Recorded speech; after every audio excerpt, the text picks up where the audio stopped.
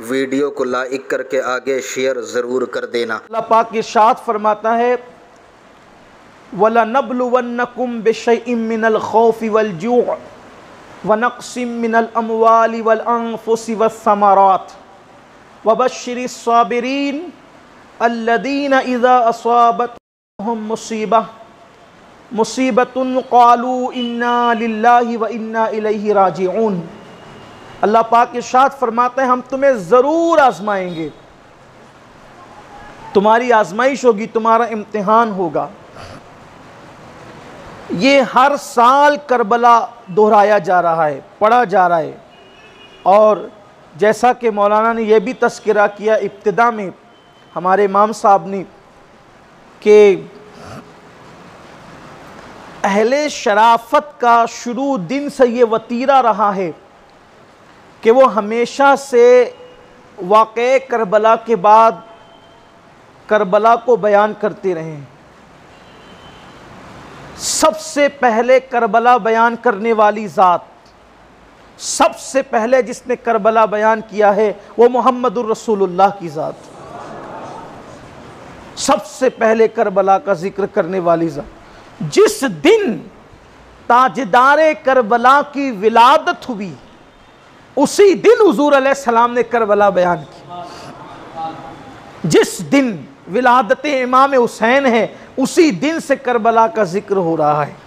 और हुजूर अलैहिस्सलाम, बल्कि ये तो इस उम्मत का मैंने जिक्र किया और विलादत के हवाले से, वरना जिक्र करबला तो हुजूर अलैहिस्सलाम की ज़मीन पर आमद भी नहीं हुई थी, उससे पहले भी जिक्र करबला हो रहा था और करबला शरीफ का जिक्र हो रहा था।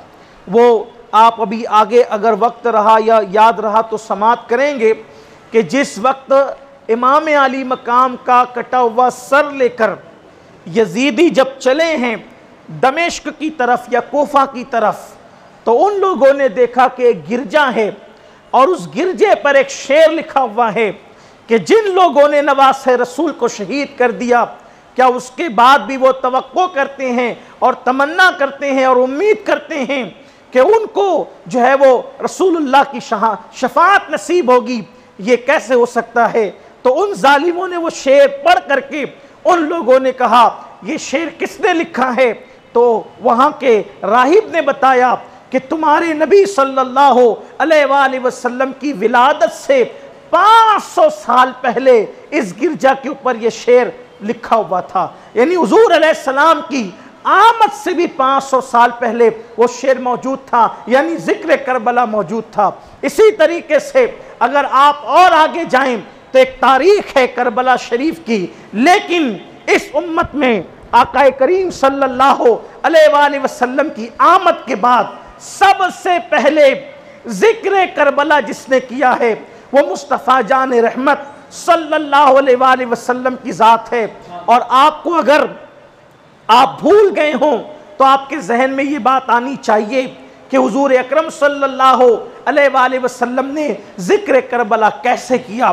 तो वो आपको याद होना चाहिए कि जिस वक्त इमाम आली मकाम इमाम हुसैन अला जद्दिही व अलैहिस्सलाम की जिस वक्त विलादत हुई, और जब विलादत हुई तो इमाम अली मकाम को हुजूर अकरम सल्लल्लाहु अलैहि वसल्लम की गोद में दे दिया गया।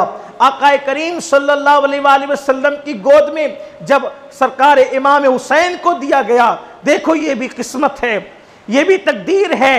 हुसैन का बाबा पैदा हुआ तो नबी की गोद में आए, हुसैन की अम्मी पैदा हुई तो भी नबी की गोद में आए, हुसैन के बड़े भैया पैदा हुए तो भी नबी की गोद में आए, हुसैन की बहन सैयदा ज़ैनब पैदा हुई तो भी नबी की गोद में आए।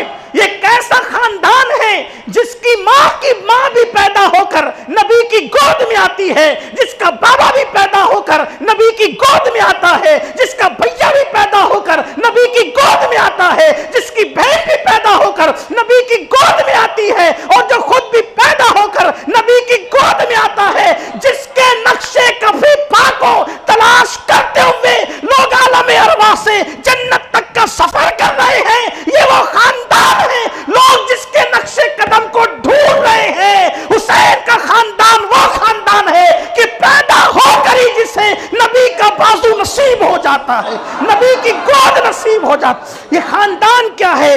अल्लाह अकबर। बेदर शबासी कहते हैं अदम से लाई है हस्ती में आरज़ूए रसूल, अदम से लाई है हस्ती में आरज़ूए रसूल, कहां कहां लिए फिरती है जुस्तजूए रसूल। ये जो सफर है इंसान का, इंसान हुजूर को ढूंढते हुए, हुजूर के तजस्सुस में आका को गोया के तलाश करते हुए जो है वो यहां तक पहुंचा, आलम अरवा से सफर करते हुए, और आगे कब्र में भी हुजूर की जुस्तजूही में वो जाएगा, और क़यामत के दिन उठेगा तो भी जुस्तजूए मुस्तफ़ा जान रहमत में उठेगा। कि कब्र की नींद से उठना कोई आसान न था, हम तो महशर में तुम्हें देखने आए हुए हैं, और फिर महशर में भी पहुंचेगा तो जुस्तजूए मुस्तफ़ा में पहुंचेगा। हज़रत बेदम शवारसी कहते हैं कि अजब तमाशा हो मैदाने हश्र में बेदम, अजब तमाशा हो मैदाने हश्र में बेदम, कि सब पेश खुदा और मैं रूबरूए रसूल, कि सब पेश खुदा और मैं रूबरूए रसूल। ये लेकिन खानदान हुसैन की शान तो देखें कि अम्मी भी उनकी हुजूर की गोद में, बाबा भी उनकी हुजूर, और बाबा तो ऐसे हुजूर की गोद में कि पैदा हुए काबे में। बयान करने वाली जात मुजद्दिद अबू मुजद्दिद, उस्ताद अबुल उस्ताद, इमाम मुतलक इमामुल हिंद, हिंदुस्तान का मुहद्दिस आजम शाह वलीउल्लाह मुहद्दिस दहलवी रहमतुल्लाह अलैह इजालतुल खफा में लिखते हैं कि काबतुल्लाह में पैदा हुए। इमाम हाकिम अपनी मुस्तदरक में लिखते हैं काबे के अंदर पैदा हुए, जौफे काबा में, काबा के अंदर, काबे के बीचों बीच में पैदा हुए। इनका नाम हाकिम नहीं है, इनके इल्म हदीस में तरक्की और महारत की वजह से लोगों ने इल्म का हाकिम इनको माना है। वो हाकिम, इमाम हाकिम, वो कहते हैं, लिख रहे हैं हदीस पाक लिख रहे हैं कि इमाम मौलाए कायनात हुसैन पाक के बाबा काबतुल्लाह में पैदा। शाह अब्दुल अजीज साहब भी लिख रहे हैं तोहफा असना शरिया के अंदर कि वो काबे में पैदा हुए। एक तफसील है लेकिन अब उसकी तरफ नहीं जाना। यही मैं कह रहा था कि पहले दिन से करबला शुरू होना है, लेकिन बीच में गुफ्तगू आएगी, और कैसे ना हो बेटे का जिक्र हो तो बाबा को छोड़ दिया जाए, बेटे का जिक्र हो तो अम्मी को छोड़ दिया जाए, ऐसे तो नहीं होगा ना। इसलिए कि हम रस्म लेकर नहीं बैठे हैं। किसी ने मुझसे कहा कि भाई इस साल जो है मैदान में नहीं होगा जिक्र करबला, तो कहाँ होगा? मैंने कहा कहीं हो, सुनाना जिसको था वो तो मैदान में भी सुनता। अगर अच्छा लगा हो तो लाइक करके शेयर ज़रूर कर देना।